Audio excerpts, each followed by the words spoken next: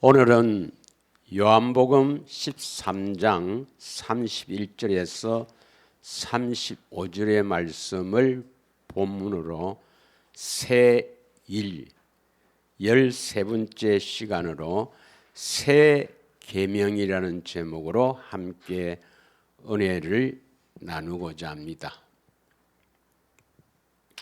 어떤 분이 저에게 목사님, 이 성경의 핵심이 뭡니까? 성경의 맥을 좀 잡아주세요.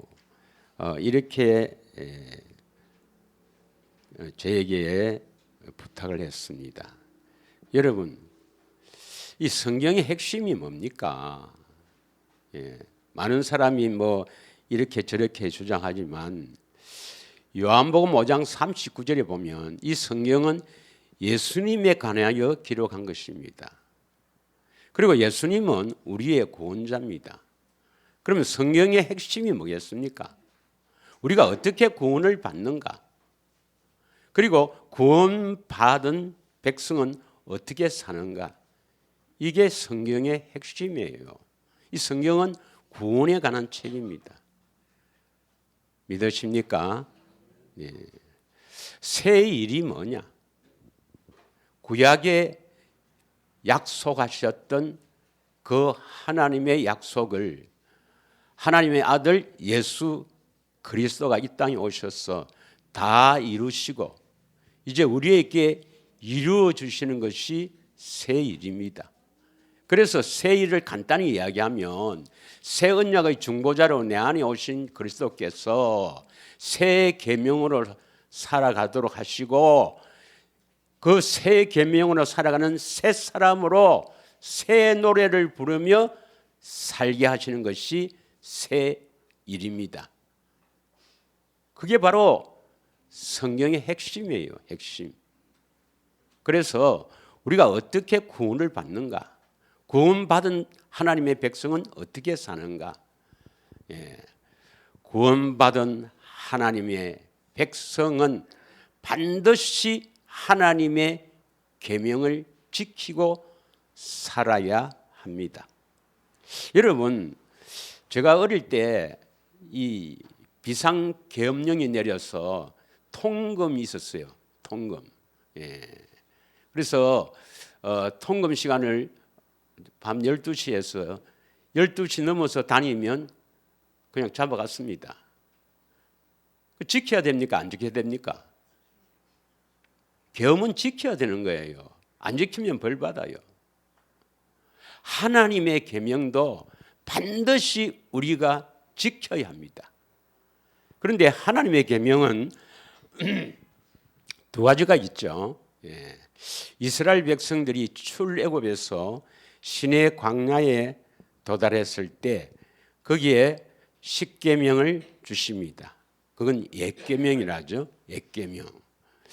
그리고 오늘 본문에 예수님께서 요한복음 13장 34절에 새 계명을 주노니 서로 사랑하라.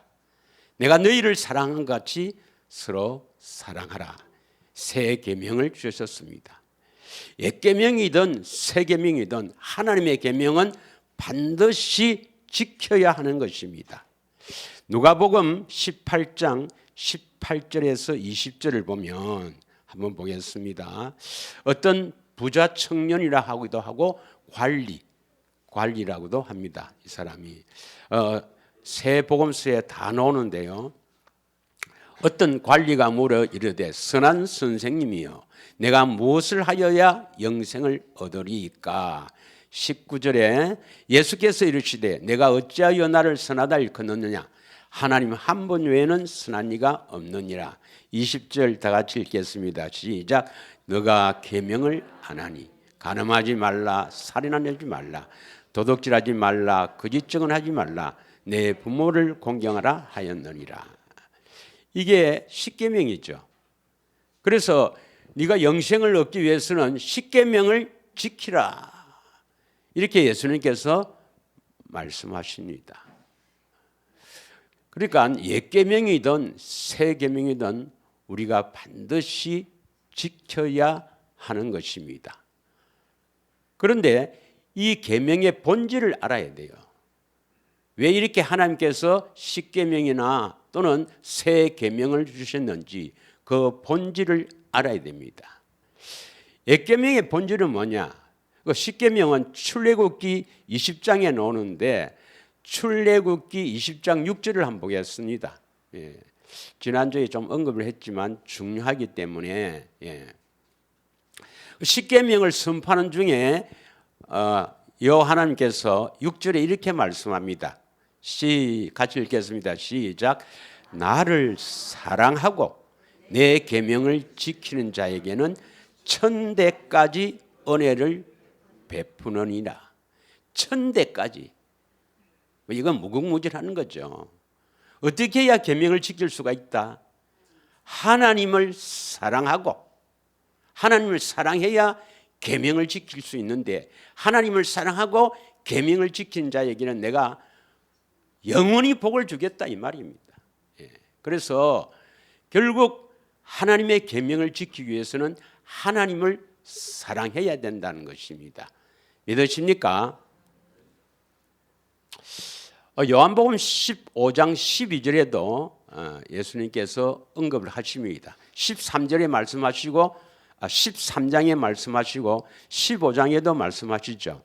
요한복음 15장 12절에 내 계명은 곧 내가 너희를 사랑한 것 같이 너희도 서로 사랑하라 하는 이것이니라. 그래서 우리는 이 계명을 지키기 위해서는 반드시 하나님 예수님을 사랑해야 합니다. 할렐루야. 그래서 십계명도 예수님께서 어떤 율법학자가 어느 계명이 크니까 물었을 때 마태복음 22장 36절에서 40절에 보면 마태복음 22장 36절에 보면 율법학자가 묻습니다. 선생님, 율법 중에 어느 계명이 크니까? 37절에 예수께서 이르시되 우리가 다 잘 아는 대로 내 마음을 다하고 목숨을 다하고 뜻을 다하여 주 너의 하나님을 사랑하라. 사랑해야 합니다, 여러분. 그래야 계명을 지킬 수가 있으니까. 38절 이것이 크고 첫째 되는 계명이요. 39절 둘째도 그와 같으니 내 이웃을 내 자신같이 사랑하라 하셨나이다. 하셨으니 했습니다. 그래서 십계명은 하나님을 마음을 다해 뜻을 다해 목숨을 다해 사랑하고 이게 1계명에서 3계명까지예요. 그 사랑으로 이웃을 내 몸과 같이 사랑하라는 것이 4계명에서 10계명입니다. 그러면 이 계명을 지키지 않아도 되는 겁니까? 바꾸고 말하면 하나님 사랑하지 않아도 된단 말입니까? 아닙니다, 여러분. 세계명도 마찬가지입니다. 세계명도 요한일서 2장 7절에서 11절 한번 읽겠습니다. 요한일서 2장 7절에서 11절 한번 읽겠습니다. 네. 요한일서입니다. 요한일서 2장 7절에서 11절까지 우리 천천히 같이 읽겠습니다. 시작. 사랑하는 자들아, 내가 새 계명을 너희에게 서는 것이 아니라 너희가 처음부터 가진 옛계명이니 이 옛계명은 너희가 들은 바 말씀이거니와. 그러니까 옛계명이든 새 계명이든 본질은 같다는 거죠. 뭐가 같다는 겁니까? 하나님을 사랑하라는 겁니다. 예수님도 하나님이시니까 예수님 사랑하라 말입니다. 그래서 옛계명은 하나님을 사랑해야 그 십계명을 지킬 수가 있고 새 계명도 예수님을 사랑해야 새 계명 서로 사랑할 수가 있는 거예요. 네, 그 말입니다. 믿으십니까? 네. 8절을 읽겠습니다. 다시 내가 너희에게 새 계명을 서느니. 옛 계명을 주셨는데 또 다시 왜 새 계명을 주시는가? 그에게와 너에게도 참된 것이라. 이는 어둠이 지나가고 참빛이 벌써 비침이라. 새 계명으로 살려면 빛이 비춰져야 된다 이 말입니다. 이 세상의 빛으로 오신 분이 누굽니까? 예수님입니다. 예수님께서 여러분 마음에 빛을 비춰줘야 된다 이 말입니다. 빛이 비춰지면 어두움이 달아나죠. 9절 읽겠습니다. 9절 시작. 빛 가운데 있다 하면서 그 형제를 미워하는 자는 지금까지 어둠에 있는 자다. 그러니 거짓말하는 거예요. 자기가 빛 가운데 있으면서도 형제를 참으로 진심으로 사랑하지 않는 자는 거짓말하는 겁니다. 어둠에 있는 자다 이 말입니다. 10절 그의 형제를 사랑하는 자는 빛 가운데 거하여 빛이신 예수님 안에 거하여 자기 속에 거리낌이 없다 이 말입니다. 여러분 진짜 예수님을 사랑하는 사람은 형제를 사랑하되 거리낌이 없어요. 양심의 가책이 없다. 그래서 그 형제 사랑하는 것이 거짓 없는 믿음에서 나오는 사랑이라 이 말입니다. 그러니까 이렇게 예수님을 참으로 사랑해서 형제를 거짓 없이 사랑하는 사람이 바로 빛 가운데 거하며 하나님의 백성이라 이 말입니다. 이해되십니까? 11절 시작. 그의 형제를 미워하는 자는 어둠에 있고 또 어둠에 행하며 갈 곳을 알지 못하나니 이는 그 어둠이 그의 눈을 멀게 하였습니다. 그러니까 형제를 서로 사랑하라 하는 그 계명대로 서로 사랑하게 합니다. 구원받은 하나님의 백성은 서로 사랑하게, 예수님을 사랑하게 해서 형제를 진심으로 사랑하도록 거짓 없는 믿음으로 사랑하는 그 사랑이 나타나야 되는데 오늘날 대부분의 교인들은 정말 사랑하지 않습니다, 여러분. 자기는 죽어서 천국 간다 하지만 정말로 사랑하지 않습니다. 왜 이렇게 됐나 이 말이죠. 특히 이 죄에 대해서 무감각한 시대입니다. 지금부터 조금 여러분이 힘들겠지만 그러나 그걸 알아야 돼요, 여러분. 왜 이렇게 오늘날 이 교회인들이 죄에 대해서 무감각하냐? 형제를 진심으로 사랑하지 않고 형제를 사랑하라 했으니까 사랑하는 형제만 내다가 그 형제가 뭐 잘 따라오고 이러면 괜찮는데 뭐 조금 이상하면 뭐 또 원망하고 불평하고 그 형제를 진심으로 사랑하는 게 아니죠. 왜 이렇게 돼버렸는가? 교회가 왜 이렇게 돼버렸는가? 그걸 알아야 됩니다. 그래서 우리가 지난주에 그 교훈, 그리스도의 교훈에 대해서 이야기했습니다. 왜 이렇게 돼버렸는가? 지난주에 이어서 이걸 한번 잠시 하도록 하겠습니다.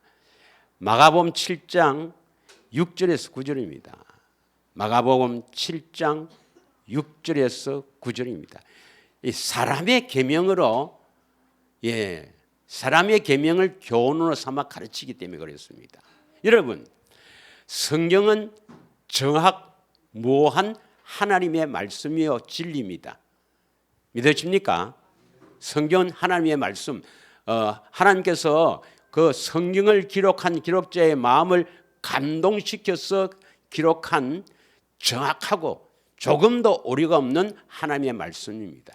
그러면 하나님의 말씀인 이 성경의 근위와 어떤 유명한 신학자가 쓴 이 책, 신학자가 쓴 이 영적 서적, 그거와 어디가 더 근위가 있는 것입니까? 성경입니다, 성경. 믿으십니까? 그런데 제가 만나본 목사님들 중에서는 그걸 더 이야기하는 거예요. 예, 참 답답합니다. 이르시되 이사야가 너희 외식하는 자에 대하여 잘 예언하였도다. 기록하였으되 이 백성이 입술로는 나를 공경하되 마음은 내게서 멀도다. 입술로는 주여 주님 사랑합니다 막 찬양할 때 눈물도 흘려요. 그래서 뭐 이렇게 막 눈물도 흘리면서 해놓고 돌았으면, 그러나 마음은 내게서 멀도다. 7절 다 같이 읽겠습니다. 7절 사람의 계명으로 교훈을 삼아 가르치니 나를 헛되이 경배하는도다 하였느니라. 사람이 만드는 계명, 사람이 세운 교리로 그것을 교훈으로 삼아 가르치니까 하나님을 헛되이 경배한단 말입니다. 8절 너희가 하나님의 계명을 버리고 사람의 전통을 지키느니라. 9절 또 이르시되 너희가 너희 전통을 지키려고 하나님의 계명을 잘 버린도다 했습니다. 이게 뭐냐? 조금 어려울 수 있습니다만은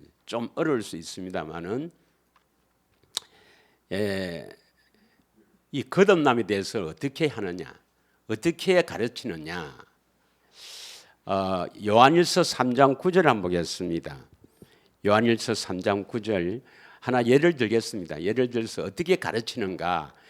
그래서 그 가르침을 알아야 저 사람들이 저래서 죄에 무감각하구나 이런 걸 알아야 됩니다. 예. 이 조금 신학적이지만 이건 뭐 그래도 여러분이 왜 저쪽 동네에서는 죄에 무감각한가 알아야 됩니다. 네. 네, 한번 읽겠습니다. 요한일서 3장 9절 다 같이 읽겠습니다. 시작.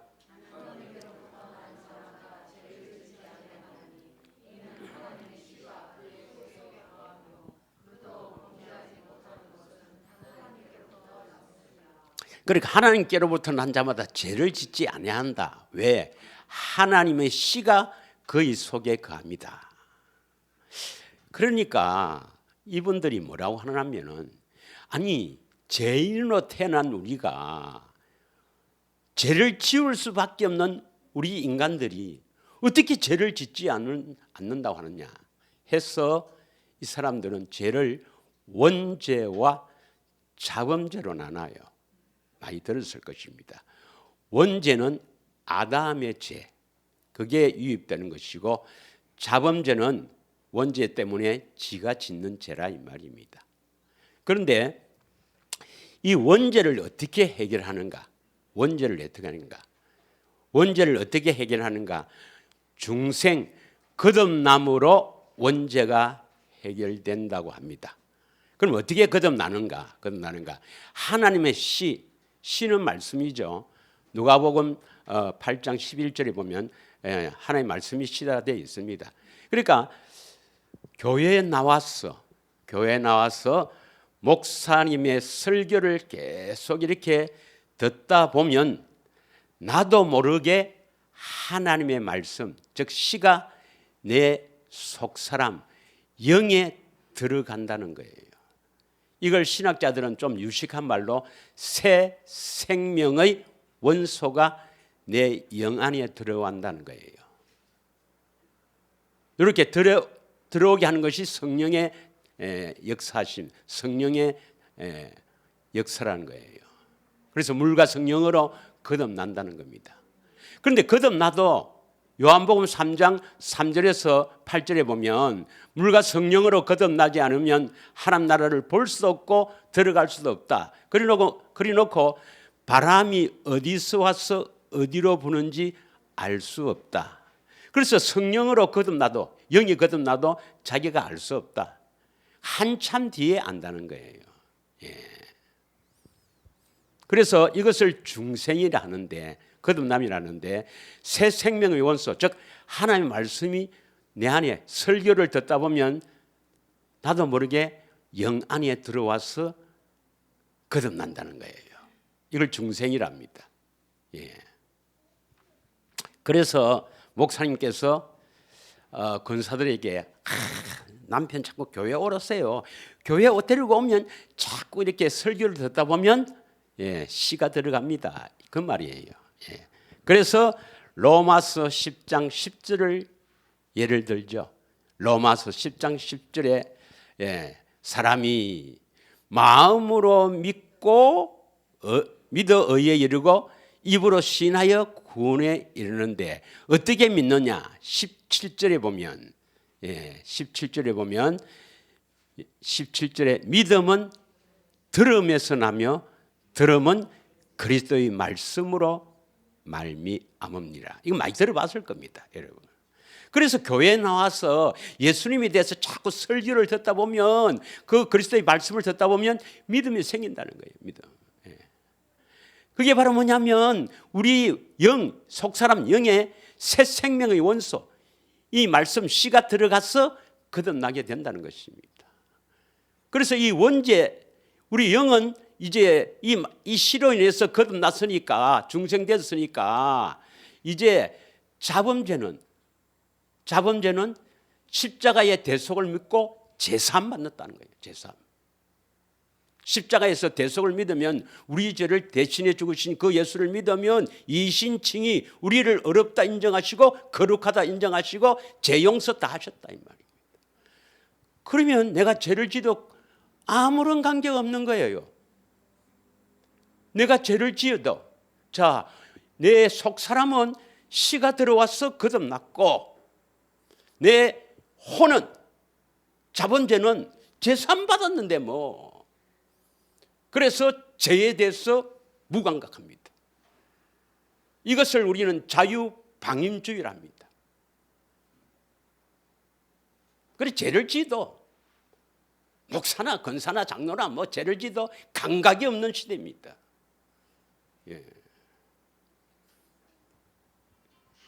이해하시겠습니까?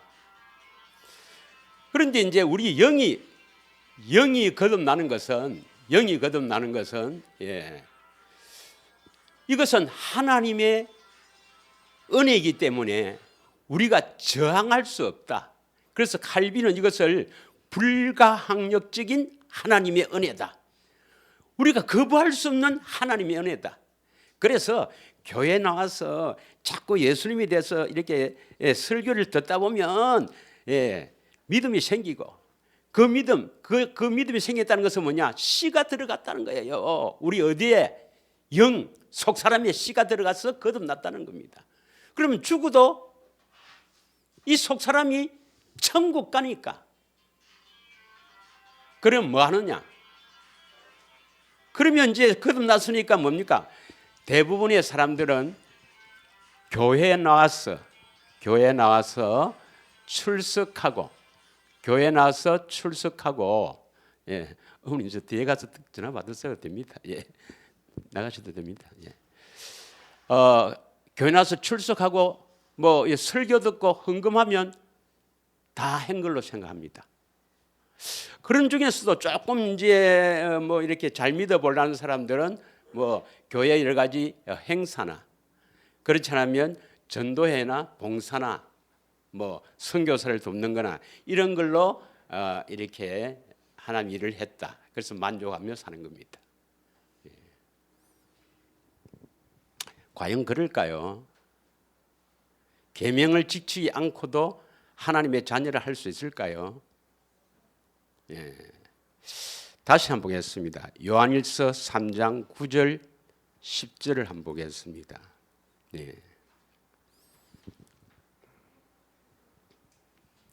하나님께로부터 난 자마다 죄를 짓지 아니하나니 이는 하나님의 씨가 그의 속에 거하며 그도 범죄하지 못하는 것은 하나님께로부터 났음이라. 하나님께로부터 난 사람은 10절입니다. 10절을 읽어야 돼요. 10절 읽겠습니다. 시작. 이러므로 하나님의 자녀들과 마귀의 자녀들이 드러나나니 무릇 의를 행하지 아니하는 자나 또는 그 형제를 사랑하지 아니하는 자는 하나님께 속하지 아니하느니라. 그러니까 하나님의 자녀와 마귀의 자녀는 어떻게 구분합니까? 의를 행하거나 또는 형제를 사랑하는 자, 이건 하나님의 자녀입니다. 그러면 또는이 아니고 이거는 그리고 이 말입니다. 그리고 의를 행하는 자, 그 의를 행하는 자는 반드시 형제를 사랑합니다. 형제를 사랑하는 자, 하나님의 의를 행하는 자가 하나님의 자녀요. 형제를 사랑하지 않고 그 의를 행하지 않는 자는 마귀 자녀다 이 말입니다. 이해하시겠습니까? 그래서 우리가 죄를 지으면 하나님 나라 들어갈 수가 없어요. 고린도전서 6장 9절부터 한번 읽겠습니다. 예. 고린도전서 6장 9절이 보겠습니다. 시작. 불의한 자가 하나님 나라를 유업으로 받지 못할 줄을 알지 못하느냐. 미역을 받지 말라. 음행하는 자나 우상 숭배하는 자나 간음하는 자나 탐색하는 자나 남색하는 자나 10절입니다. 도적이나 탐욕을 부리는 자나 술 취하는 자나 모욕하는 자나 속여 빼앗는 자들은 하나님 나라를 유업으로 받지 못하리라 했습니다. 예. 죄를 짓고는요 하나님 나라 들어갈 수가 없습니다, 여러분. 근데 우리가 어떻게 죄를 짓지 않는가? 이게 비밀이거든요. 우리가 진짜 어떻게 거룩하게 되는가? 이게 비밀이란 말이에요. 이 비밀을 모르니까 대부분의 신학자들이나 대부분의 목사들은 우리는 아담의 죄로 태어나서 죄를 지을 수밖에 없는 비참한 존재다. 그래서 예수님 오셔서 죄 사함, 우리 죄를 용서했지 않느냐. 그거 믿으면 하나님의 자녀고 어렵다 거룩하다 인정한다. 이게 바로 사람의 계명입니다, 여러분. 사람의 계명이에요. 이 사람의 계명으로 가르침을 받았기 때문에 그들은 하나님을 헛되이 경배하는 겁니다. 믿으십니까? 그런 이제 교회가 대부분인데 따지고 보면 좀 방송으로 그렇습니다만은 그 교회나 저 구원파나 차이는 뭐가 있습니까, 여러분? 차이가 뭐가 있어요? 예. 그런데 그 중에서 또 어떤 교회는 계명을 예수님이 지키라 했지 않느냐. 계명을 지켜야 된다. 그래서 계명을 지키기 위해서 십계명이든 형제 사랑이든 이걸 지키려고 애를 쓰는 사람들이 있습니다. 예. 그런 교회도 그런 목사님 밑에서 그런 훈련을 받는 그런 교회도 들어 있습니다, 여러분. 그 중에 들어 있습니다. 뭐 내가 이름도 다 알지만은 저 많아요. 그런 교회를 성경에는 뭐랍니까? 율법의 행위를 합니다. 다시 말하면 목사님의 설교를 듣거나 지가 성경을 보고 하나님 말씀에 순종하려고 예를 쓰는 것을 율법의 행위라고 합니다. 율법 행위. 하나님의 명령을 지가 스스로 지키려고 예를 쓰는 행위, 율법의 행위입니다. 이 갈라디아서 3장 10절을 보겠습니다. 갈라디아서 3장 10절. 어떤 분이 이렇게 해요. 왜 자꾸 정통교회를 정통교회를 자꾸 목사님은 이렇게 좀 부정하고 그러느냐 그랬습니다. 아니 그분들이 천국 간다면 저도 목회도 안 하고 저도 저 수영역에 전 큰 교회 뒤에 앉아 있다가 이제 은퇴 나이 됐지 않습니까? 하죠. 아니 천국을 갈 수 없는데 왜 자꾸 내가 욕을 안 하겠습니까, 여러분? 무릇 율법 행위에 속한 자들은 저주 아래에 있다. 율법의 행위는 뭐냐면 하나님의 명령을 뭐 서로 사랑하라든지 뭐 공경하라든지 이것을 자기가 하려고 애를 쓰는 사람, 이게 율법의 행위입니다. 목사의 설교를 듣고 성경 보고 그것을 지키려고 애를 쓰는 것을 율법의 행위라는 것입니다. 율법의 행위에 속한 자들은 저주 아래에 있다. 저주. 예, 저주 아래에 있다.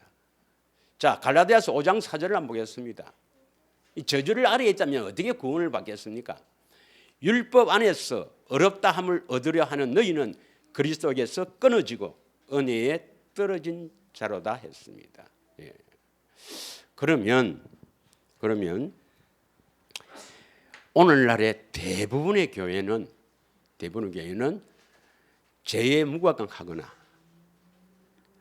또는 일부 계명을 지키려고 애를 쓰는 교회들이 들어 있습니다. 이거 다 주님이 원하지 않는 겁니다.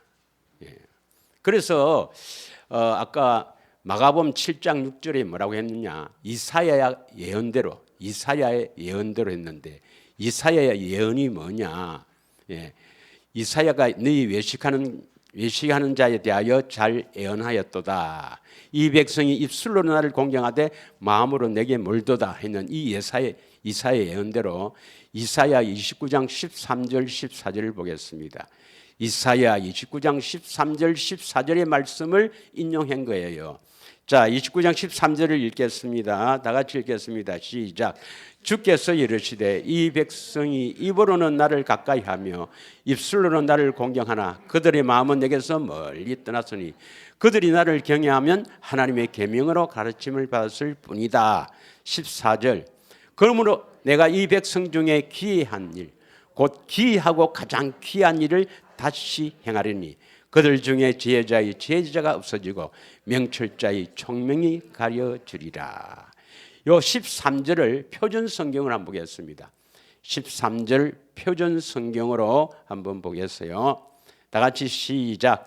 주님께서 말씀하신다. 이 백성이 입으로는 나를 가까이 하고 입술로는 나를 영화롭게 하지만 그 마음으로는 나를 멀리하고 있다.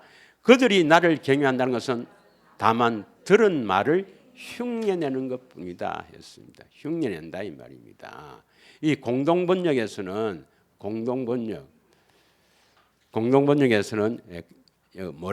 뭐라고 해석하냐면 사람들에게 배운 관습일 뿐이다. 관습 제일 밑에. 또 쉬운 성경에서는 뭐라고 번역했냐면 쉬운 성경 형식적이다 이 말이죠. 습관적으로 형식적으로. 하나님을 진짜 사랑하지 않습니다, 여러분. 그러면 하나님께서 우리에게 요구하는 것이 뭐겠어요? 하나님께서 우리에게 요구하는 것이 뭘 요구하는가 이 말입니다. 신명기 10장 12절 13절에 보면 하나님께서 우리에게 요구하는 것이 뭐냐? 이스라엘아. 여러분 벌써 이스라엘아 하면 우리는 알죠? 이스라엘이라 하는 것은 저 육적인 이스라엘 말합니까? 영적인 이스라엘 말합니까? 영적인 이스라엘이 뭐죠? 이스라엘에게 하신 언약을 믿는 사람입니다. 그러니까 모압에서 하신 언약을 몰라요. 신명기 29장부터 33장까지 나오는 이스라엘에게 하신 언약을 모르면 성령의 비밀을 모르는 겁니다. 그래서 이스라엘아, 내 하나님 여호와께서 내게 요구하는 것이 무엇이냐? 곧 내 하나님 여호와를 경외하며 그의 모든 도를 행하고 그를 사랑하며 마음을 다하고 뜻을 다하여 내 하나님 여호와를 섬기는 것입니다. 13절. 내가 오늘 내 행복을 위하여 너에게 명하는 여호와의 명령과 규례를 지킬 것이니라. 그래서 신명기에 보면요, 여러 곳에서 내 명령을 지켜 행하라 말씀합니다. 미가서 6장 8절 한번 보겠습니다. 미가서 6장 8절. 오늘 참 좋은 날이네요. 왜냐? 이렇게 아주 중요한 걸 할 때는 마귀가 지독을 하겠지. 다 같이 읽겠습니다. 시작. 사람아, 주께서 선한 것이 무엇임을 내게 보여주셨으니 여호와께서 내게 구하는 것은 오직 정의를 행하며. 인자가 누구예요? 인자가 예수님이죠. 하늘에서 내려온 자. 인자를 사랑하며 겸손하게 내 하나님과 함께 행하는 것이 아니냐. 이게 바로 하나님께서 우리에게 요구하시는 것입니다. 정의를 행하며 예수님을 사랑하며 겸손하게 하나님과 함께 행하는 것을 요구하는 것입니다.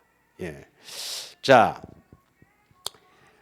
요한복음 21장 15절에서 17절을 보면은 요한복음 21장 15절에서 17절을 보면 부활하신 예수님께서 그 갈릴리에 다시 고기 잡으러 간 베드로와 그 일행들에게 나타났습니다.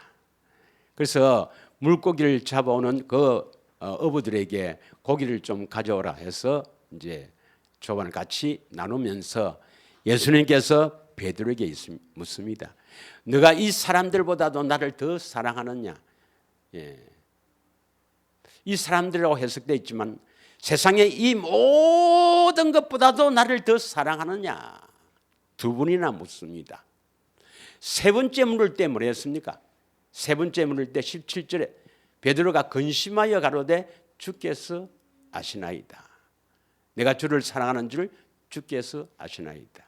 이 부활하신 예수님이 왜 베드로에게 너가 나를 사랑하느냐, 너가 이 모든 것보다도 나를 더 사랑하느냐 묻겠습니까? 사랑해야 오순절날 성령 강림을 통해서 생명을 주신다는 것입니다. 믿으십니까? 하나님의 생명을 주시기 위해서 하나님의 생명이 있어야 하나님의 자녀지. 하나님의 자녀를 삼으려고 네가 나를 사랑하느냐 묻는 거예요. 하나님은 하나님을 사랑하는 자에게 생명을 주십니다. 믿으십니까? 다시 말하면 하나님께서는 택한 자를 하나님을 사랑하도록 해서 생명을 주신다 이 말입니다. 그냥 뭐 믿습니다 해서 생명 주시는 게 아닙니다, 여러분. 예. 죄사함이 구원이 아니라 하나님의 생명을 얻는 것이 구원입니다. 영생이 구원이란 말이에요. 영생은 영원한 생명, 하나님의 생명을 말합니다. 하나님의 생명으로 영원히 사는 것이, 다시 말하면 천국에서 사는 것이 복이지, 지옥에서 영원히 사는 것이 무슨 복입니까? 우리가 이 땅에 한번 태어나면 절대로 죽지 않습니다. 이 껍데기는 결국 묻거나 태우거나 흙으로 돌아가지만 우리 영혼은 빠져나오면 영원히 삽니다. 영원히. 어디서 영원히 사느냐, 이게 문제죠. 예. 자, 왜 주님께서 우리에게 사랑을 요구할까요? 왜 사랑해야 생명을 줄까요? 오늘 본문에 보면 요한복음 13장 33절에 새 계명을 주노니, 13장 34절에 새 계명을 주노니 서로 사랑하라 해놓고 그다음 뭐랍니까? 내가 너희를 사랑한, 34절에 내가 너희를 사랑한 것 같이 너희도 서로 사랑하라. 내가 너희를 사랑했다는 겁니다. 내가 너희를 사랑했기 때문에 너희도 나를 사랑해서 서로 사랑하라는 것입니다. 그럼 예수님이 너희를 사랑했다는 건데 이 너희가 누구냐 이 말입니다. 너희가 누구냐? 예수님의 제자. 그럼 나하고는 관계 없습니까? 내가 이 너희를 갖다가, 내는 예수님이거든요. 예수님이 나를 사랑한 것, 예수님이 나를 사랑했다, 이것을 알아야 됩니다, 여러분이. 그래서 어떤 전도지 보면 하나님은 당신을 사랑하십니다. 어떻게 알아요? 어떻게? 예수님이 나를 사랑한지 어떻게 알아요? 예수님이 나를 사랑한지를 모르면 그건 헛방입니다, 헛방. 우리가 예수님을 사랑할 수가 없어요. 그리고 예수님이 나를 어떻게 사랑했는가, 이 너희가 누구냐 하는 걸 알아야 됩니다. 예. 그래서 오늘 사실은 욕을 하는 게 집중입니다. 예, 이제 욕을 하려니까 이게 중요하거든요. 여러분 얼마나 중요합니까? 예수님이 나를 사랑한 것을 내가 어떻게 하느냐? 어떻게 하느냐? 그 사랑을 알아야 예수님을 사랑할 수가 있거든. 예. 여기에 대해서 잘 나와 있는 것이 로마서 9장입니다. 로마서 9장.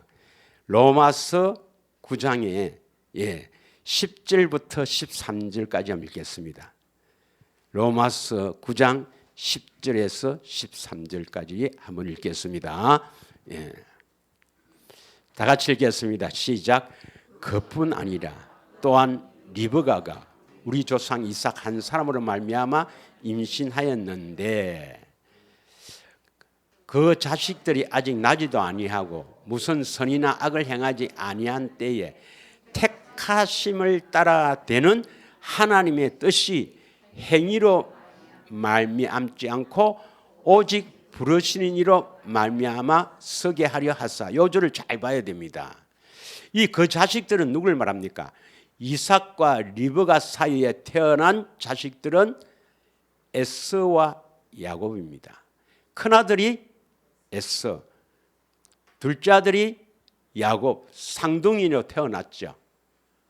그랬는데 그 아들이 아직 태어나기도 전에, 그러니까 무슨 선을 행하거나 악을 행하기도 전에 하나님의 뜻은 뭡니까? 택하심을 따라 되는 하나님의 뜻이 행위로 말지 않고 오직 부르시는 이는 뭡니까? 하나님이 부르시거든. 하나님으로 말미암아 서게 하려 하사 이랬습니다. 그래서 이 땅에 태어나기도 전에 하나님은 택한 자가 있다는 겁니다. 이것을 창세전에 예정한 자, 로마서에서는 미리 아신 자라는데, 이 택하신 자들은, 창세전에 택하신 자들은 이 땅에 태어나기도 전에 사랑한다는 것입니다. 11절 다음에 몇 절이에요? 12절입니다. 12절 읽겠습니다. 리브가에게 이르되 큰 자가 어린 자를 섬기리라. 이걸 하나님부터 리브가 받았어요. 약속을 딱 받았어요. 그래서 13절 시작. 기록된 바 내가 야곱은 사랑하고 에서는 미워하였다 하신 것 같으리라. 그러면 에서가 여러분 잘 알다시피 팥죽 한 그릇에 그 장자의 명분을 팔았잖아요. 그래서 미워한 겁니까? 성경 그렇게 되어 있습니까? 아닙니다, 여러분. 태어나기도 전에 에서는 택하지 않았다는 겁니다. 누구를 택했어요? 야곱을 택했다는 것입니다. 야곱을. 그래서 야곱을 사랑했다는 것입니다. 여러분이 만약에 창세전에 택하신 자들이라면 태어나기도 전에 여러분을 사랑하고 계신 하나님을 알아야 된단 말이에요.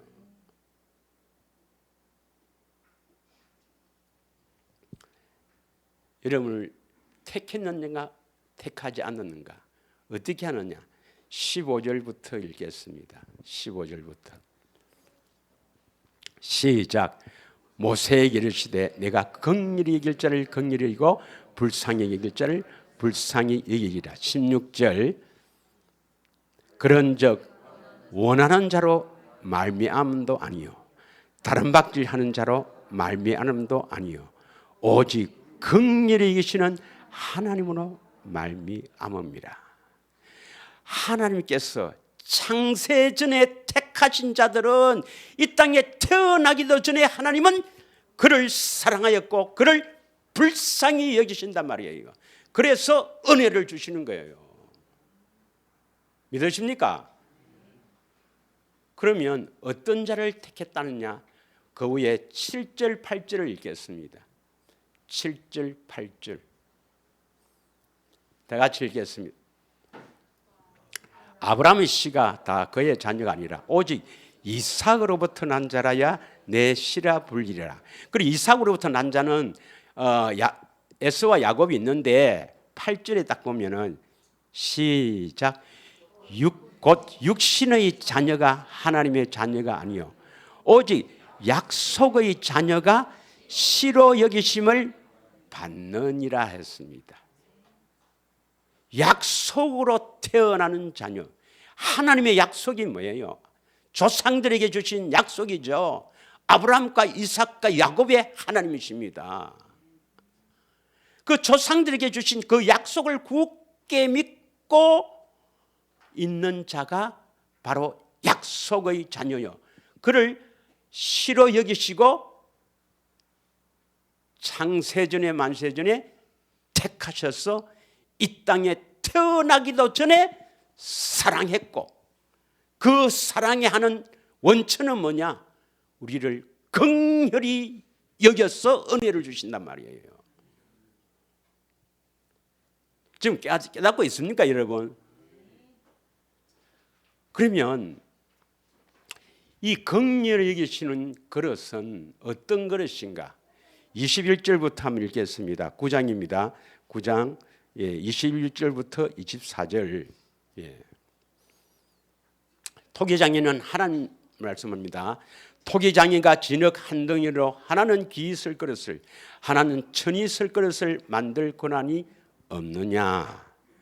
계속해서 만일 하나님이 그의 진노를 보이시고 그의 능력을 알게 하고자 하사 멸하기로 준비된 진노의 그릇을 오래 참으심으로 관용하고, 진노의 그릇이 있습니다. 하나님이 진노하는 그릇. 이것도 하나님께서 뭐 죄를 지어도 막 나쁜 짓을 해도 꾹 참고 관용하고 계시는 거예요. 관용이 아시겠죠? 예. 예. 그다음에 23절 크게 읽습니다. 시작. 또한 영광 받기로 예비하신 바 긍휼의 그릇에 대하여 그 영광의 풍성함을 알게 하고자 하실지라도 무슨 말 하리요. 긍휼의 그릇이 있습니다. 그 긍휼의 그릇은 하나님께서 영광 받기로 예비한 그릇이에요. 긍휼의 그릇. 24절 시작. 이 그릇은 우리니 곧 유대인 중뿐만 아니라 이방인 중에서도 부르신 자니라. 여러분, 그릇은 우리인데 이 긍휼의 그릇을 부르십니다. 하나님이 부르세요. 하나님이 콜링, 부른다는 것은 뭐로 부릅니까? 데살로니가 2장 14절에 보면 복음으로 우리를 부르시죠. 복음이 뭡니까? 아브라함과 이삭과 야곱에게 하신 약속입니다. 하나님은 아브라함과 이삭과 야곱의 하나님이십니다. 믿으십니까? 그 약속을 굳게 믿고 있는 사람이 바로 하나님이 부르신 자요 긍휼의 그릇으로 창조된 겁니다. 이것은 하나님이 택한 자라는 겁니다. 이 택한 자는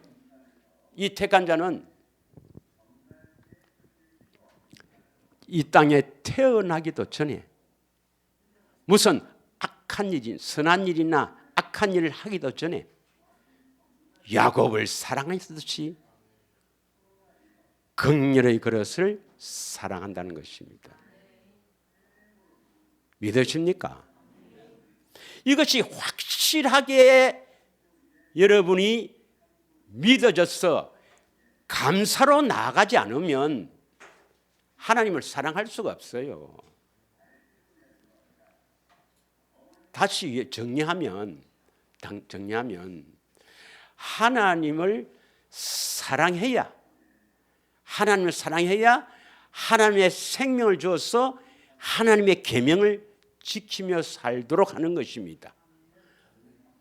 하나님이 택하지 않는 것은 진노의 그릇으로 뭐 헛되이 교회 다닌다고 되는 게 아닙니다, 여러분. 목사라고 되는 게 아니고 장로 권사라고 되는 게 아니고 헛되이 경배하는 것. 이건 배후에 마귀가 있는 겁니다. 그래서 조상들에게 주신 이 약속을 굳게 믿고 예수님께서 천국 복음을 전했거든요. 내 안에 천국 되어 사는 이 복음을 전했거든. 그 천국 되어 살려면 이 아브라함, 이삭, 야곱에게 전하신 이 약속을 반드시 이루어 주시겠다고 맹세하신 언약, 영원한 언약을 믿고 이루어지기를 갈망하며 사는 사람이 바로 택하신 자요.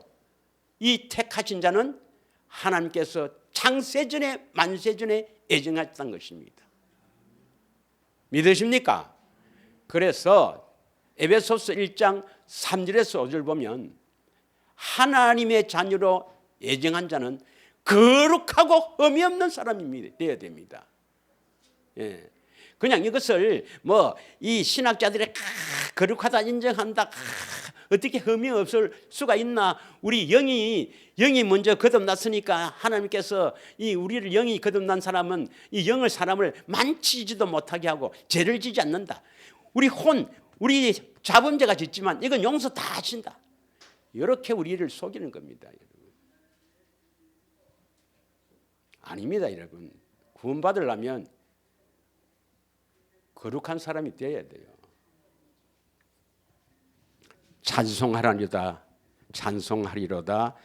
하나님 곧 우리 주 예수 그리스도의 아버지께서 그리스도 안에서 하늘에 속한 신령한 복을 우리에게 주시되 4절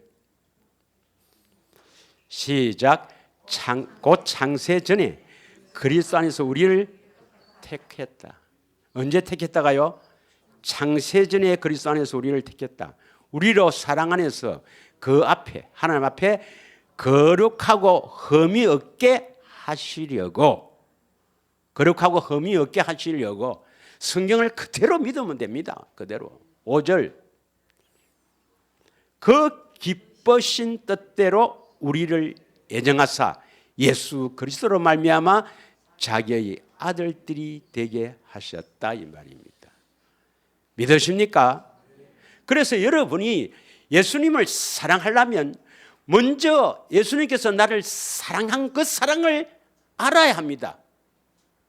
요한일서 4장 19절 보겠습니다. 요한일서 4장 19절. 우리가 사랑하면 그가 먼저 우리를 사랑하였습니다.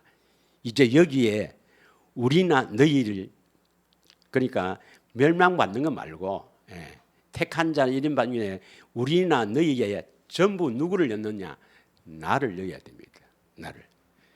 자, 하나님 예수님이 나를 사랑하면 그가 먼저 나를 사랑하였습니다. 믿으십니까? 예수님이 먼저 나를 사랑했단 말입니다. 자, 16절은요. 16절 요한일서 4장 16절은 그 사랑을 알고 믿어야 됩니다. 알고 믿어야 돼요. 하나님이 우리를 사랑하시는 사랑을 우리가 알고 믿었노니 하나님은 사랑이시라. 그래서 이 알고 믿어서 사랑 안에 거할 수가 있는 겁니다. 사랑 안으로 들어갈 수가 있는 겁니다. 그 사랑 안에 들어가려면 그 사랑을 알고 믿어야 돼요. 믿으십니까? 그래서 여러분의 시간 나면 로마서 9장을 한번 전체를 읽어보십시오. 로마서 9장은 어떤 자를 택해서 그 택한 자에게 불쌍히 여겼어. 긍휼히 여기는 그 하나님의 긍휼이, 그게 바로 사랑의 원천입니다. 긍휼히 여겨서 은혜를 주시고 우리가 사랑을 할 수가 있는 겁니다. 믿으십니까?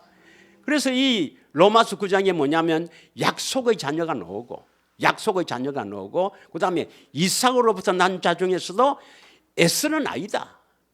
야곱은 이 땅에 태어나기도 전에 내가 택했지 않느냐. 내가 그를 사랑한다. 그리고 그 사랑한 자에게 긍휼한 마음으로 은혜를 베푼다. 그는 긍휼의 그릇으로 창조되었다. 영광 받기로 예비한 긍휼의 그릇으로 창조되었다. 그런 하나님의 사랑에서 누가 그 사랑을 끊을 수가 있겠습니까? 로마서 8장을 한번 보겠습니다. 로마서 8장 31절에서 39절 두 절만 하고 마치겠습니다. 다 같이 읽겠습니다. 시작. 그런즉 이 일에 대하여 우리가 무슨 말 하리요? 만일 하나님이 우리를 위하면 누가 우리를 대적하리요? 계속해서 32절. 자기 아들을 아끼지 아니하고, 자기 아들은 예수님입니다. 독생자 예수님을 아끼지 아니하시고 우리 모든 사람을 위하여 내주신 이가 어찌 그 아들과 함께 모든 것을 나에게 주시지 아니하겠느냐? 나에게 주시지 않겠느냐? 33절. 누가 능히 하나님께서 택하신 자들을 고발하리요? 어렵다 하신 이는 하나님이시니 누가 정죄하리요? 죽으실 뿐 아니라 다시 살아나신 이는 그리스도 예수시니 그는 하나님 우편에 계신 자요 우리를 위하여 나를 위하여 간구하시는 자리라. 지금도 나를 위해서 기도하고 계신단 말이에요. 35절. 누가 우리를 그리스도의 사랑에서 끊으리요? 환난이나 공고나 박해나 귀근이나 적신이나 위험이나 칼이냐? 기록된 바 우리가 종일 주를 위하여 죽임을 당하게 되며 도살당할 양같이 여김을 받았나이다 함과 같으니라. 37절. 그러나 이 모든 일은 나를 사랑하시는 이로 말미암아 우리가 넉넉히 이기느니라. 38절. 내가 확신하노니 사망이나 생명이나 천사들이나 권세자들이나 현재 일이나 장래일이나 능력이나 높음이나 깊음이나 다른 어떤 피조물이라도 우리를 우리 주 그리스도 예수 안에 있는 하나님의 사랑에서 끊을 수가 없으리라. 여러분이 때로는 실망하고 낙심하고 때로는 실족하고 때로는 넘어지는 있더라도 하나님은 절대로 포기하지 않습니다. 여러분, 창세전에 택하신 자들은 여러분이 때로는 이 경건의 훈련이나 되새김에 잘하지도 않고 여러 가지로 힘들지만 그러나 여전히 예수님은 여러분을 포기하지 않습니다. 끝까지 사랑해서 반드시 여러분을 이끌고 예수님을 사랑하게 해서 생명을 주실 것입니다. 한 절만 하고 마치겠습니다. 이사야 49장 15절입니다. 이사야 49장 15절의 말씀입니다. 다 같이 읽겠습니다. 시작. 여인이 어찌 그 젖먹는 자식을 잊겠으며 자기의 태에서 난 아들을 긍휼히 여기지 않겠느냐. 그들은 혹시 잊을지라도 나는 너를 잊지 아니할 것이라. 여러분, 젖먹는 자식을 그 어머니가 그 자식을 잊을 수가 있겠어요? 젖먹는 아이가 만약에 사정이 있어서 이렇게 떠난다면 그 애가 보고 싶어서 그 애가 긍휼히 여기시는 그 마음에서 잠이 오겠어요? 그러나 혹시 그 여자는 자기 몸에서 태어난 이 젖먹이 아기를 잊을 수가 있지만은 잊을지라도 나는 너를 잊지 않을 것이라는 것입니다. 믿으십니까? 그 하나님은 여러분을 절대로 포기하지 않고 잊지 않습니다. 끝까지 사랑하십니다. 그 사랑을 배반하시렵니까? 되새김과 경건의 훈련을 하지 않는 것은 그 사랑을 잊어버리는 겁니다. 그 사랑의 마음을 받기 위해서 여러분, 이것은 사랑했지만 실제로 그 사랑을 내가 받아야 돼요. 믿으십니까? 그 사랑을, 그 십자가의 사랑을 내가 받는 것이 되새김과 경건의 훈련입니다. 그걸 통해서 받아야 되지 않겠습니까?